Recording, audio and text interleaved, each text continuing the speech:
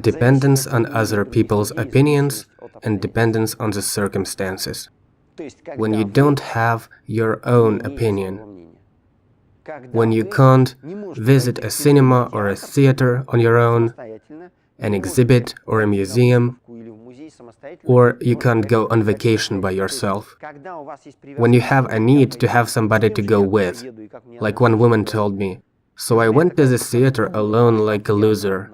I told her, "Yeah, and there was plenty of such losers there." Totally, just a bunch of losers sitting alone in a theater watching a play. It's a condition where you feel like you need to be attached to something. What for? Like some people say that you have to get married or you have to have children. You don't have to, trust me. It's just a matter of your preference, whether or not it suits you. I consulted one young lady, 19 years old, and she tells me, "My mom told me that by the time I'm 23, I have to be married no matter what." The implication is that it's a deadline and she will just be too old after that. Whether or not she would be happy wasn't something her mother cared about, as long as she got married.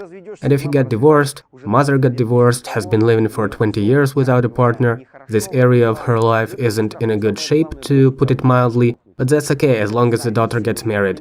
This dependence on other people's opinions, remember I told you, we live for two things: to be happy and to feel pleasure. And this is the basis of everything. Happiness is emotional independence from other people's opinions and the circumstances you're in. And you need to stay in a good mood, then your good mood influences the world around you and controls it.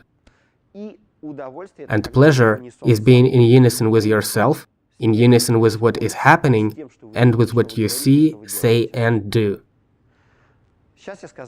I just gave you an approximation, because we cannot be happy all of the time, because those people inhabit the psych ward, get treatment, and take pills.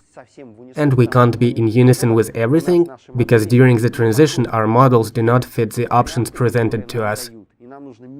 And we need to change our modality in order to adjust. And you remember, right? I told you that when we yearn for love, our basis is actually not love, but novelty and development. When we become professionals, we start thinking about ways of surviving it. When we find love and it becomes easy, we think about our next steps. So in the moment when you've just bought an iPhone 7, you already know that when a 7S becomes available, you'll have to get that one too. When you buy a car, you already think ahead. What car am I going to buy after this one? Okay, probably one of these two. You already make new plans. And in business, when you're about to reach top profits, but you aren't there yet, they just started to take off.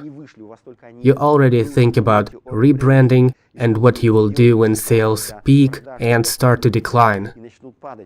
The moment when they peak is when you need to be releasing the next product into the market.